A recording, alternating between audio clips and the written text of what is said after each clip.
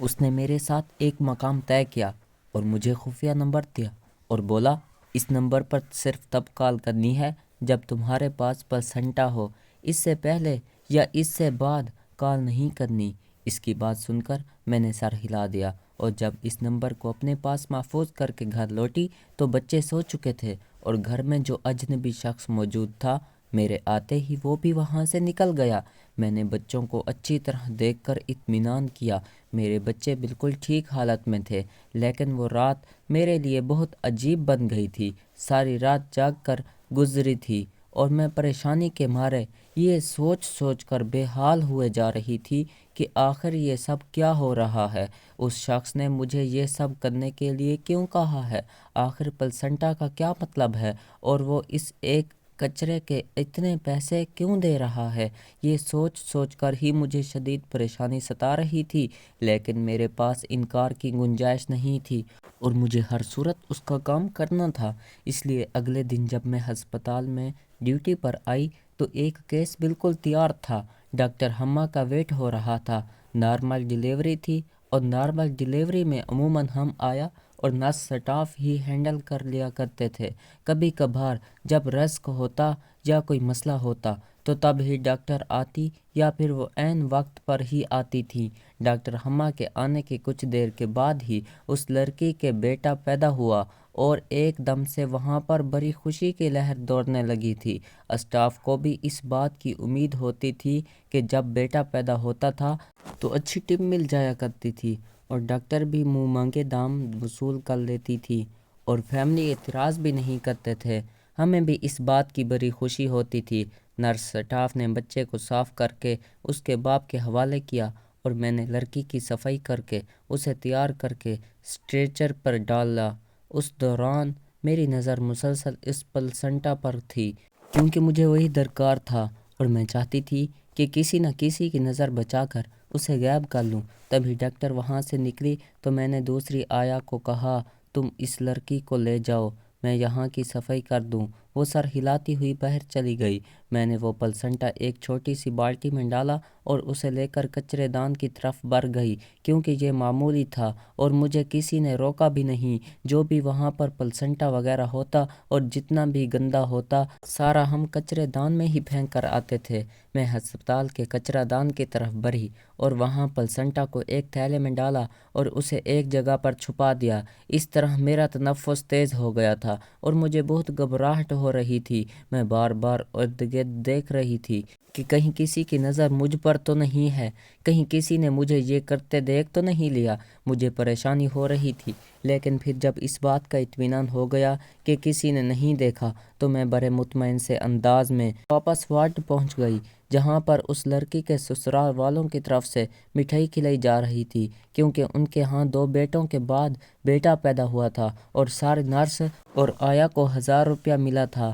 میں نے بھی خوشی خوشی 1000 روپیہ وصول کیا اور اپنے بینچ پر آ کر بیٹھ گئی۔ میرا دل تیزی سے دھڑک رہا تھا اور نظریں اب گھڑی کی سوئیوں پر تھیں، کب ڈیوٹی ختم ہوگی اور کب میں کچرے سے جا کر اپنا وہ تھیلا اٹھاتی اور اسے لے کر جاتی۔ میں نے ابھی تک اس شخص کو اطلاع نہیں دی تھی کیونکہ میں اچھی طرح جانتی تھی کہ مجھے کس وقت انہیں اطلاع کرنی ہے۔ جیسے ہی ڈیوٹی کا وقت ختم ہونے لگا میں نے انہیں فون کر دیا اور انہوں نے مجھے ایک پتہ بتا دیا، وہاں پر آ جاؤ، اور میں جلدی سے پلسنٹا والا تھیلا اٹھا کر ہسپتال سے باہر نکلی۔ میں نے بس کا بھی انتظار نہیں کیا اور رکشہ لے کر اس مطلوبہ پتہ پر پہنچ گئی۔ وہاں پر پہلے ہی وہ شخص کھڑا تھا، رکشے میں ہی وہ بیٹھ گیا اور رکشے والے کو رکشہ آگے بڑھانے کا کہا۔ اس نے مجھے پیسے دیے اور مجھے ہاتھ سے وہ تھیلا لیا اور اس دوران میں مسلسل گھبرائی ہوئی تھی۔ مجھے سمجھ نہیں آ رہی تھی کہ آخر میں یہ کیا کر رہی ہوں، لیکن ہاتھ میں جب پیسے پکڑے تو دل ایک دم سے مطمئن ہو گیا اور مجھے اس بات کا یقین ہو گیا کہ میں نے غلط نہیں کیا۔ وہ تو صرف کچرا ہی تھا اور ہسپتال والے یہ کچرا پھینک دیتے ہیں اور پھر ایک جگہ اکٹھا کر کے اسے جلا دیا جاتا ہے۔ اگر یہ لوگ اس کچرے والی چیز سے کچھ کرنا چاہتے ہیں تو مجھے ان میں ایک بھلا کیا اعتراض ہو سکتا ہے؟ میرا تو فائدہ ہی ہے، نہ مجھے تو ایک فضول چیز کے 50,000 روپے مل رہے ہیں۔ اس نے اگلے ہی سٹاپ پر رکشے والے کو کہا، مجھے یہاں پر اتار دو۔ وہ رکشے سے اتر گیا اور پھر میں اپنے گھر آ گئی۔ 50,000 مٹھی میں دبے ہوئے تھے اور چہرہ خوشی سے تمتما رہا تھا، اور اس وقت یوں لگ رہا تھا کہ جیسے ہفت اقلیم کی دولت آ گئی ہو۔ اتنے پیسے تو میں 4 مہینے کی نوکری کر کے بھی پھر بھی اکٹھے نہ کر پاتی، اور یکمشت اتنے پیسے ہاتھ آ گئے۔ میں نے بچوں کے لیے گوشت منگوایا اور انہیں اچھا سا کھانا کھلایا۔ بچے بھی آج بہت خوش تھے۔ اب تو جیسے میرا راستہ کھل گیا تھا۔ میں ہر دوسرے دن ایک پلسنٹا چھپا کر رکھ لیتی اور پھر اس شخص کو دے دیتی۔ ہمیں یوں ایک ساتھ کام کرتے ہوئے 1 مہینہ ہو گیا تھا اور ایک دوسرے پر ہمارا اعتماد بحال ہو گیا تھا، جب ایک دن میں نے اس شخص سے پوچھا کہ آخر تم یہ پلسنٹا کیا کرتے ہو؟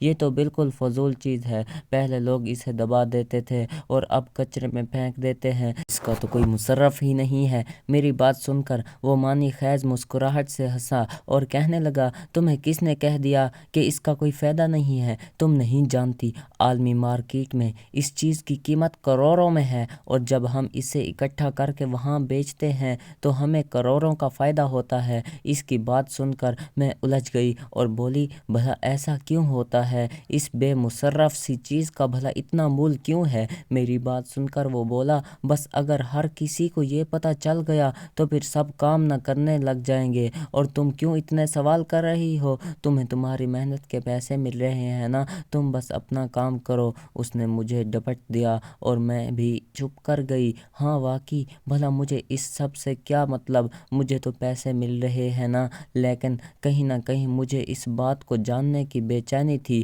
کہ آخر وہ اس پلسنٹا کا کیا کرتے ہیں اور اس کا کیا استعمال ہوتا ہے۔ میرے پاس اب کافی رقم جمع ہوتی جا رہی تھی اور میں سنجیدگی سے اس بارے میں سوچ رہی تھی کہ مجھے گھر خرید لینا چاہیے، ایک چھوٹا سا مناسب گھر۔ اگر میں قسطوں پر خرید لوں تو کرائے کے جھنجھٹ سے جان چھوٹے گی اور پھر باقی کی زندگی آرام سے گزرے گی۔ اسی لیے میں نے ارد گرد گھر دیکھنا شروع کر دیے۔ میں اب بھی وہیں کام کر رہی تھی۔ میں ہسپتال سے پلسنٹا اٹھاتی اور جا کر اس شخص کو دے دیتی۔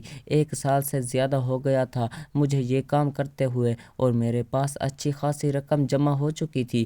ایک دن میں اسے پلسنٹا دینے گئی تو اس کے ہاتھ پر چوٹ لگی ہوئی تھی۔ میں نے ہمدردی سے پوچھا تو بولا کہ کل میرا ایکسیڈنٹ ہو گیا تھا، اس کی وجہ سے ہاتھ پر چوٹ لگی ہے۔ تبھی میں نے اسے کہا کہ تم آرام کرتے، تم آج کام پر آ گئے، تو کہنے لگا، اگر کام کی چھٹی کرتا تو لاکھوں کا نقصان ہو جاتا اور مجھے یہ نقصان گوارا نہیں ہے۔ تب میں نے اس سے پوچھا کہ اب تو اتنا عرصہ ہو گیا مجھے تمہارے ساتھ کام کرتے ہوئے، کیا تمہیں اب بھی مجھ پر بھروسہ نہیں ہے؟ کم سے کم مجھے ایک بار تو بتا دو کہ اس پلسنٹا کا کیا استعمال ہوتا ہے اور عالمی منڈی میں اس کی قیمت اتنی زیادہ کیوں ہے؟ تبھی وہ کہنے لگا، ٹھیک ہے، تو بھی کیا یاد کرے گی، آج میں تمہیں بتاتا ہوں۔ دراصل یہ پلسنٹا عالمی منڈی میں کاسمیٹکس انڈسٹری خریدتی ہے۔ وہاں پر بہت ساری بیوٹی کریمز میں یہ سیکرٹ انجنٹ کے طور پر یوز ہوتا ہے، اور اس میں کچھ ایسی خاصیت پائی جاتی ہے جس کی وجہ سے سکن کبھی مر جاتی نہیں، سکن ہمیشہ جوان رہتی ہے، اور اس پلسنٹا میں شامل کچھ اجزاء سکن کو گلو دیتے ہیں۔ اسی لیے وہاں پر جو کریمیں اس سے بنتی ہیں وہ بہت مہنگی ہوتی ہیں۔ سب سے پہلے تو یہ تجربہ بھیڑ کے پلسنٹا پر کیا گیا تھا، اور اس کے بعد اب انسانی پلسنٹا کی مانگ سب سے زیادہ ہے۔ اس شخص کی باتیں میرے لیے بہت حیران کن تھیں۔ بھلا کاسمیٹکس میں بھی پلسنٹا یوز ہوتا ہے؟ یہ سن کر ہی میں شاک رہ گئی تھی۔ میں نے اپنی زندگی میں آج تک کبھی اتنی عجیب بات نہیں سنی، اس لیے میں نے حیرت کا اظہار کیا اور کہا، بھلا کیسے یہ ممکن ہو سکتا ہے؟ تو وہ بولا، بالکل یہ ممکن ہے، اس لیے تو یہ سب کام کر رہے ہیں۔ جن کو تو اس بارے میں معلوم ہو گیا ہے وہ بڑے مہنگے داموں اپنا پلسنٹا فروخت کرتے ہیں۔